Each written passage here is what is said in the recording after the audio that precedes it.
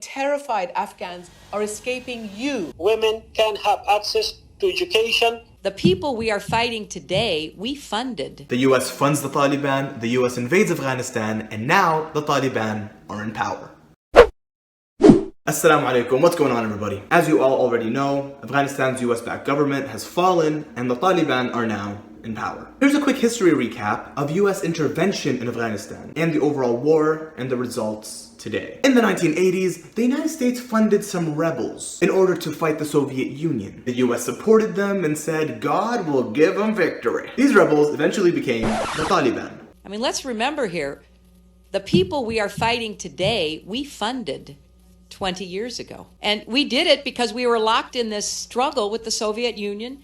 They invaded Afghanistan, and we did not want to see them control Central Asia so that we can go beat the Soviet Union. And guess what? They retreated.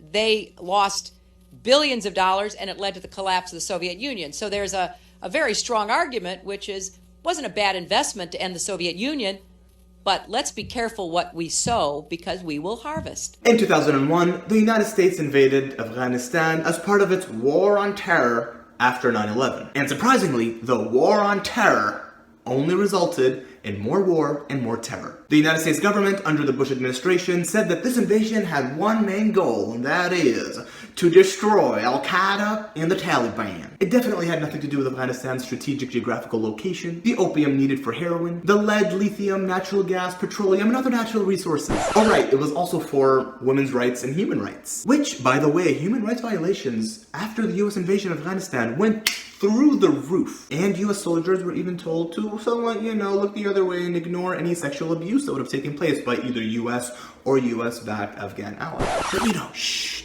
no one has to worry about that. So, a 20-year occupation, trillions of dollars spent on war, hundreds of thousands of innocent lives taken, refugees created yet again, and an entire country left to collapse. The final result? The Taliban are back in power, and the US-backed government and armies fell within days. The war on terror caused more war and more terror. The Taliban are stronger than ever, and Afghanistan maintains its title, the graveyard of empires. The British failed, the Soviets failed, and now the US failed. So now what? The Taliban are in power, that's a fact. I've had people DM me asking me things like, is the Taliban truly Islamic? Should they be supported? Should they be opposed? What is my opinion on this? Guys, my opinion doesn't really matter. I'm not Afghani. I don't live in Afghanistan. However, I will simply point out some observations. Number one, the Taliban will call Afghanistan the Islamic Emirate. But of course, just because someone has the name Islam in their party doesn't mean that they're truly Islamic. You have to look at their policies, what they're preaching, the actual actions they take. Historically, we've seen these groups use Islam in order to further their political agenda and for political gain. The Taliban does have different factions, some of which have committed terrorist attacks in the past. There's no denying that. Even the rule in the 1990s was described as pretty much awful. Even the current Taliban spokesperson did not deny that in an interview. All of these things cannot be simply forgotten. They must be condemned. And now we see video footage of people hanging off of US planes as they're taking off and people hanging on and then falling to their death. This is evidence that people are fearing the worst. You can see the scenes of chaos at the Kabul airport where terrified Afghans are escaping you. They're trying to escape you right now, clinging to aircraft, falling from wings of planes. So how will the world see the Taliban? Will they continue to see them as a terrorist organization, or will nations recognize them as a legitimate government? Is this new and reformed Taliban the same? Only time will tell.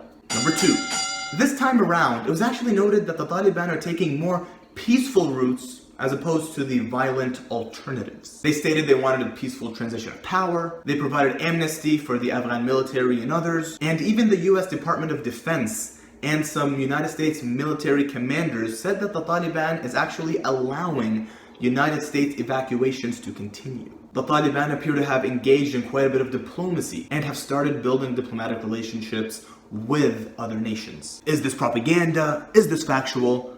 Only time will tell. Number three, I found this very interesting. The Taliban spokesperson said this about allowing women to continue education and continue working. No, what I am telling is the policy. The policy is that women can have access to education and to work and of course they will observe the hijab. He essentially said he has no interest in preventing this. But the key thing that I noticed at the very end, he mentioned that women pursuing an education or already studying or in the workplace will have to wear the hijab. Now, let's be clear about this. Whether this is a popular opinion or not, in Islam, yes, the hijab is a religious obligation. By the way, the hijab is a religious obligation for both men and women. They're different forms of hijab. But in this case, the Taliban are talking about the female hijab. And they clarified and said that is the head cover. So yes, it is part of our religion as Muslims. But in Islam, forcing anyone to do anything is against Islam. There is no compulsion in our religion. And quite frankly, from a social or a governing standpoint, forcing women to wear a headscarf in order to study or to work is pretty much comparable to France and other European nations forcing Muslim women to take off the hijab if they want to pursue an education or be in the workplace. Women are being forced in both situations, and that should not be the case. There is no action on them. They are continuing their studies and they are going to schools. In conclusion, the fact is, whether we like it or not, whether people like it or not, the Taliban are now in power. And believe it or not everyone in Afghanistan hates the Taliban. As a matter of fact, the fact that they were able to take over so many cities so quickly is evidence that they have local support. And that doesn't mean everyone in Afghanistan just lost their marbles. That is what happens when there's a 20-year illegal occupation. 2 decades of an occupation whereby there is loss of life, there's chaos, and human rights violations. This is the result of a foreign occupation. The US-backed government in Afghanistan would have been seen as siding with the occupation forces, and therefore, anyone opposing the occupation would be seen as a better option. That's what happens when you have a foreign occupation. But again, whether we like it or not, whether you like it or not, whether people like it or not, the Taliban are now in power. They are the government, and other countries have already started diplomacy with them and already started recognizing them. At this point, only time will tell what the Taliban government is like, the new and improved and reformed Taliban. There are sources that say that some Taliban factions refuse this new peaceful Taliban, and on the other hand, the Taliban spokesperson says this is going to be the new norm, this is how they're going to do things, and they've done multiple interviews about how they see the future of Afghanistan. They must have a reason to be terrified. What can you say to these people? I think they do not have reasons, while we have issued a statement after a statement. So we are assuring them that there will be no risk to their property, to their lives, to their honor. So I'm also surprised why they are terrified in fleeing the country, why the country needs them. This is our country, a country of all Afghans. This country needs reconstruction. But at the end of the day, only time will tell. And all we can do at this point are the following. Work with organizations to help raise funds for the victims of this war. Assist people who are seeking refugee status. And finally, pray that God protects our Afghan brothers and sisters and to ease their struggles. Thank you very much for watching. Please like and share this video. Support me by subscribing to my channel. And until next time, I'm that Muslim guy. Assalamu alaikum. Peace be with you.